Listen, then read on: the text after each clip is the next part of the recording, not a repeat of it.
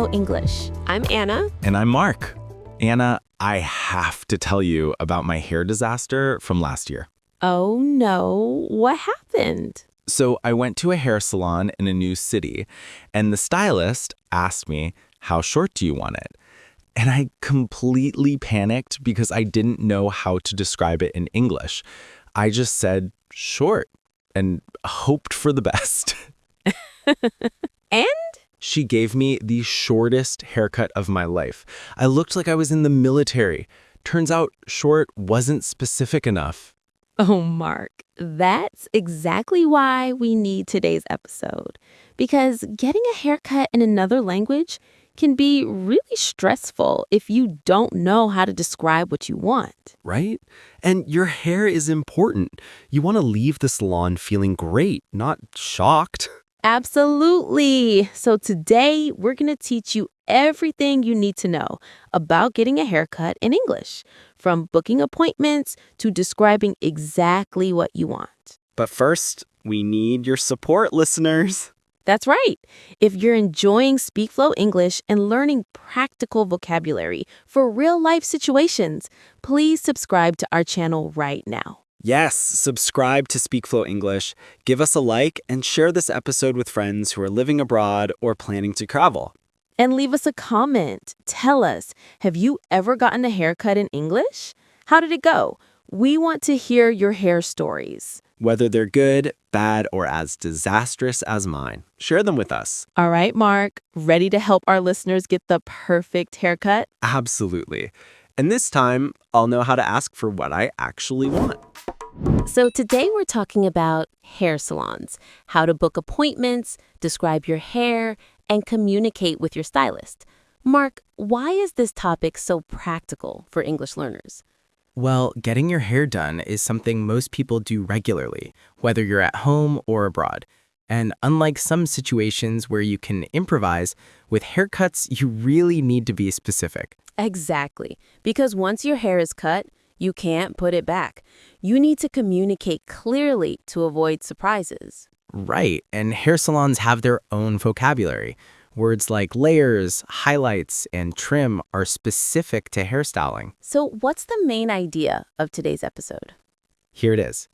Hair salon English is about learning specific vocabulary for describing length, style, and color. Once you know these key words and phrases, you can confidently tell your stylist exactly what you want. Perfect. And remember, good stylists will ask questions and show you photos to make sure they understand.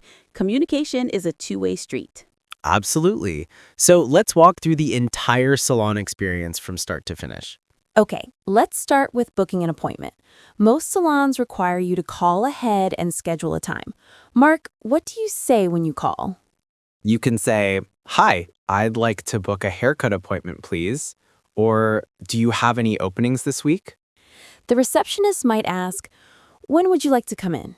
You respond with a day and time, like, "How about Tuesday afternoon?" Or, "Do you have anything available on Friday morning?" They'll also ask, "Would you like a specific stylist?" If you don't have a preference, just say, "No, anyone available is fine." Let's practice some booking phrases. Repeat with us. "I'd like to book a haircut for Saturday at 2 p.m., please." Do you have any appointments available this Thursday? "I'd like to schedule a cut and color." Great. Now, when you arrive at the salon, you check in at the reception. You say, "Hi, I have an appointment at 3 p.m. for a haircut." They'll probably offer you a seat and maybe something to drink. Then your stylist will come get you. Now comes the important part, the consultation. This is when you tell the stylist what you want. The stylist might ask, "What are we doing today?" Or, "What would you like?" This is where you need specific vocabulary. Let's start with basic haircut terms. A haircut is general, cutting your hair shorter. A trim means cutting just a little bit to maintain your current style and remove split ends. Split ends are the damaged tips of your hair that split into two. Trimming removes them and keeps hair healthy. You can say, "I'd like a haircut, please," or "Just a trim today, please." Now, let's talk about describing length. You can use measurements or reference points. Listen and repeat. I'd like to take off 2 inches, please. Could you cut it to shoulder length? I want it about chin length. Just trim the ends. Don't take off too much. Shoulder length means hair that reaches your shoulders. Chin length means it reaches your chin. These are easy reference points. Now let's talk about style elements. One common request is layers. Layers are different lengths of hair that create texture and volume. They make hair look more dynamic. You can say, I'd like some layers, please. Or could you add layers for more volume? Another popular element is bangs, called fringe in British English. Bangs are hair cut to fall over your forehead. You might say, I'd like to keep my bangs, or could you trim my bangs? Or I'd like side-swept bangs. Now let's talk about hair color. If you want to change your hair color, you'll talk about dyeing or coloring your hair. Common terms are, I'd like to dye my hair darker, or I want to color it lighter, or could I see a color chart? Highlights are lighter colored streaks added to your hair. They create dimension and brightness. You'd say, I'd like some blonde highlights, or could I get caramel highlights around my face? Now let's practice some style request phrases. I'd like it layered with bangs, please. Could you add some highlights? I want to keep the length, but add more volume. I'd like to dye it a darker brown. Excellent. Now, during the cut, your stylist might ask questions, like, is this length okay, or too short, or how does this look? Be honest. Say, that looks great. Or, could you take a bit more off the sides? Or, actually, that's a bit shorter than I wanted. It's better to communicate during the cut than be disappointed at the end. After cutting, the stylist will usually wash your hair, then blow dry it. To blow dry means using a hairdryer to dry and style your hair. They might ask, how would you like it styled?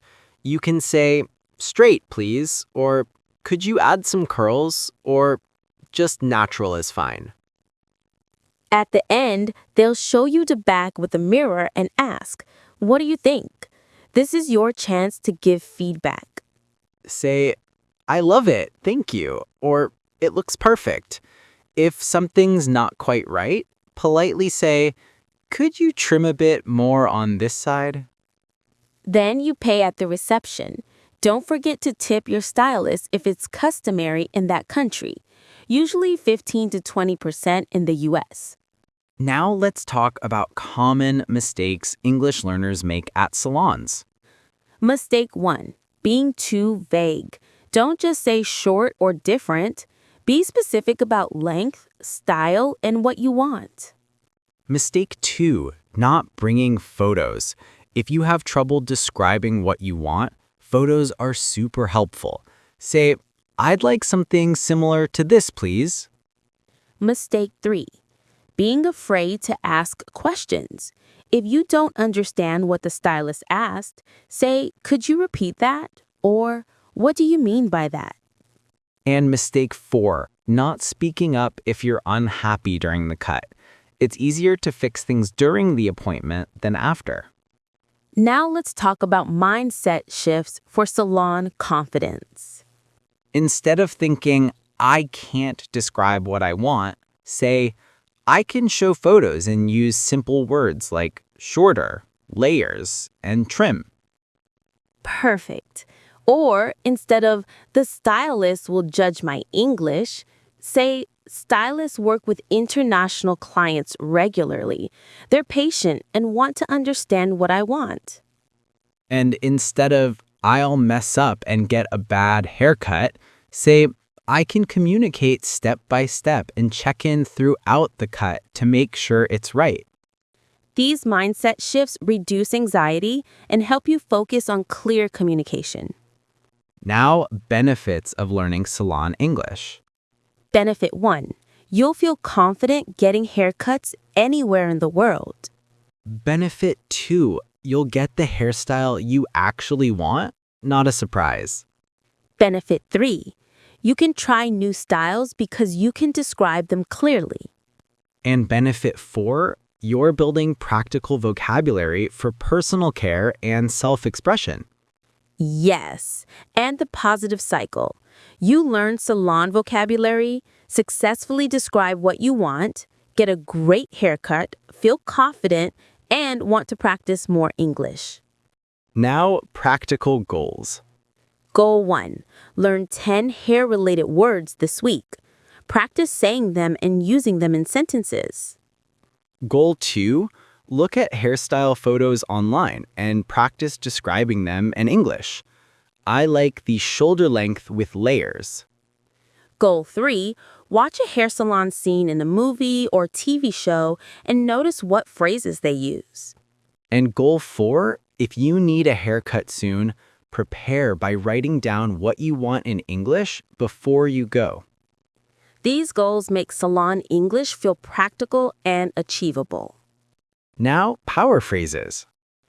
I can describe what I want using simple words and photos. Communicating about my hair step by step ensures I get what I want. Stylists want me to be happy. They'll work with me to understand what I want. Every salon visit in English builds my confidence for the next one. Love these. Now, fun practice methods. Method 1.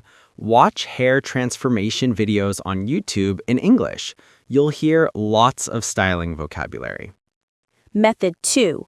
Follow hairstylists on Instagram and read their post descriptions. They use tons of hair terminology. Method 3. Practice describing your own hair or your friend's hair in English. Method 4. Create flashcards with hair vocabulary and pictures of different styles. And Method 5. Read hair magazines or blogs in English to learn descriptive language. These make learning hair vocabulary fun and visual. Okay, everyone, let's wrap up. Mark, summarize, please.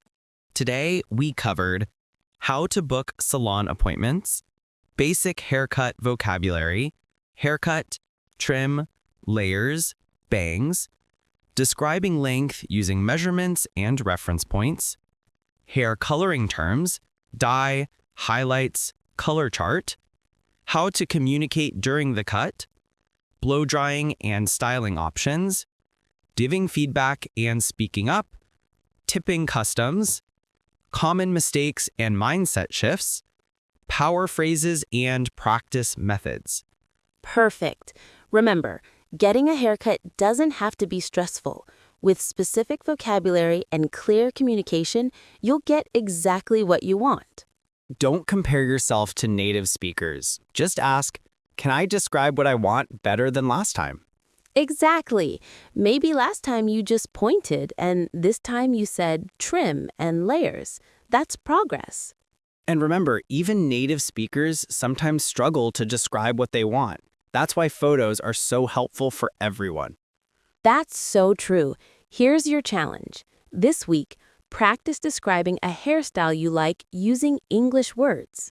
And if you get a haircut, tell us about it in the comments. We want to hear how it went. Before we go, please subscribe to SpeakFlow English for more practical lessons.